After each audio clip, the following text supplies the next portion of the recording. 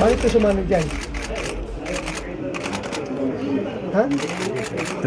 Personal na pinuntahan kahapon ni PNP Chief Director General Ronald Bato de la Rosa si PO1 Fernan Manimbo sa Teresa Municipal Police Station. Si Manimbo ang pulis na nahuling nagbebenta ng hinihinalang shabu nitong Martes sa Teresa, Rizal. Laking gulat ng hepe ng PNP nang aminin ng suspect na ang Buratong Drug Syndicate umano ang nagsusupply sa kanya ng mga droga.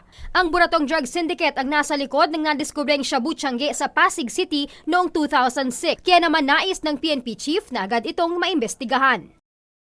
Yan yung koneksyon niya ngayon. So, parang naging lumalabas na doon siya, yung drug ring, yung drug aparatos nung isang drug lord na nakakulong ngayon sa kulungan, tumatakbo pa rin. Nagbabala din ito sa mga pulis sa Teresa Municipal Police Station na huwag tularan ang kanilang kasamahan dahil hindi siya magdadalawang isip na tanggalin sila sa serbisyo.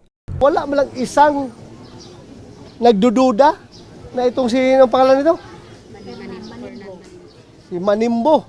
P1 Manimbo. Meron na palang ginagawang kababalaghan.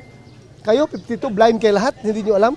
I will do everything within my powers to remove you from the PNP pag kayo'y na-involved sa droga. Pinamamadali na ni General de la Rosa na matanggal sa serbisyo si Manimbo habang sinibak na rin ang hepe nito. Mula rito sa Teresa, Rizal, ako si Grace Casin, humahataw sa balita.